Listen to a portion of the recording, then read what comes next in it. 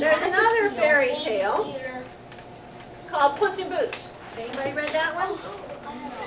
Anybody know Puss in Boots? Puss in Boots is from Shrek. Puss in Boots is a bit bizarre in his clothing. What does he look like? Yeah. It's like a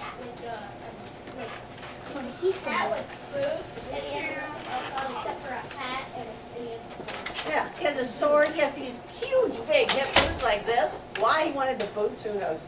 And he's got this big, like a Three Musketeer hat with a big feather, and he's a very fancy dude. Well, the backstory with him is there were three men, and their father died and left the three boys everything he owned. Well, all he owned, he was a miller. Do you know what a miller does, what a mill does in the old days? He grinds up the rice and stuff. Right, he grinds up the grain to make flour. So the mill went to the oldest son, the house went to the second son, and the youngest son got the cat.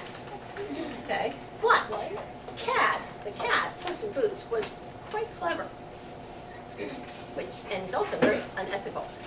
He was really smart, and he told the son, he said, don't worry, I'll take care of everything. I will make you wealthy, I will take care of us, I will make you famous, and take care of everything. I want three things. I want a hat, I want the boots, and I want a sword. And I want a knapsack, a bag with a drawstring. So the son managed to get him those things, and he went off, and he used the bag to trap small animals. He started out with rabbits, and he laid it in the woods, and he put some nice little greens and stuff in it, and he laid there and pretended like he was dead. And the rabbit came and hopped in the sack, and he jumped up, pulled the drawstring, caught the rabbit, took it to the king, and said, this is a present to you, O wonderful king, from my master, the Marquis of Carabas. He made it up. His master was this poor boy and only had his cat. So he's lying, right? Then he goes out and he traps a whole bunch of other things. He traps a couple of pheasants, and he traps all kinds of small animals, and regularly brings them to the king and says, this is a gift from the Marquis of Carabas. Well, the king's really impressed, and hey, this is really cool. The Marquis is a wonderful subject of mine. So he's building up his reputation for this boy. The boy is also unethical, right? He doesn't have a problem with the cat going out and doing all this stuff, making up a new name for him, making him famous. Then there was a day that the cat saw that the king was going to take his coach, and he was going to ride through the land, check things out. So he tells the boy, go, hurry up, run, and go into the river, and jump in the river like you're taking a swim. And when the coach gets close, then shout, help, help, help! So the boy does it. Goes in the river, then like taking a swim, says, help, help, help! Well, then when the king stops and says, what's wrong? The cat jumps out and says, my master, the Marquis of Carabas, has been set upon by robbers, and they've stolen his clothes, and they've thrown him in the river. Lying again, right?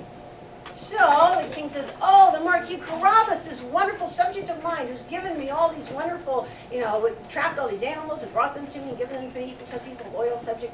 King goes and gets him a whole ton of his clothes, brings all these beautiful garments, dresses him, gets him out, puts him in the coach with him, and says, come take a ride with me, you're a wonderful man, I've heard all about you from your cat. And so they're driving through the land, and the cat is like the advanced man. The cat's going ahead of the coach trying to get things all in order. And there's a couple of different meadows they pass where the workers are cutting grain and getting things prepared, plowing the land. And the cat says, when the coach stops and the king asks, who owns this land, you tell him it's the Marquis of Carabas, or I'm going to cut you ribbons with my sword. So later on, the king comes in his coach, and he stops and he asks the workers, who does this land belong to? And the men all say, oh, it belongs to the Marquis of Carabas. Is there a problem there? Maybe. Ethical issue here. He's lying. Yeah, he's blackmailing him. He's threatening them. He's lying. So he keeps doing this with all the land that they pass through, the king's going to pass through. He stops and tells everybody that's working there, you better tell them this land belongs to Marquis of Carabas or you're going to be killed. So they do. Then finally they get to a castle. The castle is owned by an ogre. People of fairy tales love ogres. This castle is owned by an ogre. Ogre has these magical properties where he can change himself into other animals if he chooses to. Of course, the cat's gotten there first, right? So the cat says, I've heard. He goes in, he introduces himself to the ogre, and he says, I've heard that you have wonderful magical talents, and you can change yourself into any animal that you want. And the ogre says, I can.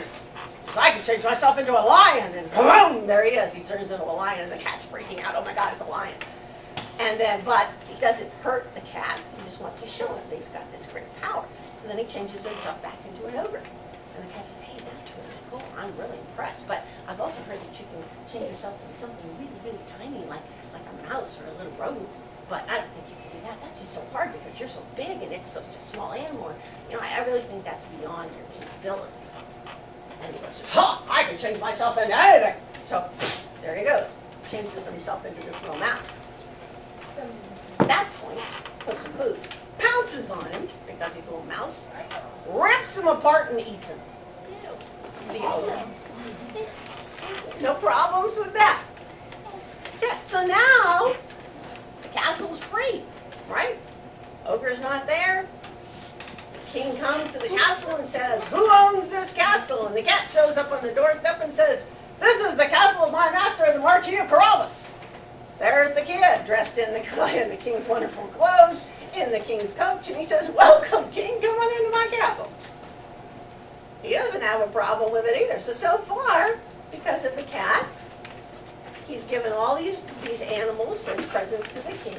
He has a new title, a new name. He has wonderful new clothes. Oh, we're not going to forget either that, of course, the king has his beautiful daughter, the princess, who takes a look at the Marquis Carabas in all of his lovely finery that the king has given him, and all of his lands that he owns in this wonderful castle he has, and instantly falls madly in love. So now he's got this hot girlfriend, he's got the clothes, he's got the land, he's got the castle, all because he has what? Kitty. The cat! With the wild big hip boots and the hat and the sword. Okay, so what happens, of course, the king gives his princess daughter to the Marquis of Carabas in lovely wedded bliss. He puts him in like a high position in his kingdom, in his castle, and they live happily ever after. Yes. Yeah. Okay, tell me, capital people, Yo, kitty cat. one ethical issue in this story. Just one. Which one? That the guy, that the cat was Cats blackmail people, yeah. What's another one? They lied many, many times. What was one of the times they lied? When he was in the water. Yeah, he was in the water. That was a way of him getting good clothes, because he couldn't carry on this charade without having the right clothes. That was a way to get the clothes. What's another time? I was going to say something else. That's fine. Killed the ogre. Yeah. Yeah, he killed the ogre and took his castle, right? What else? Yeah, he teased him, he tricked him, and then ate him. And Okay. And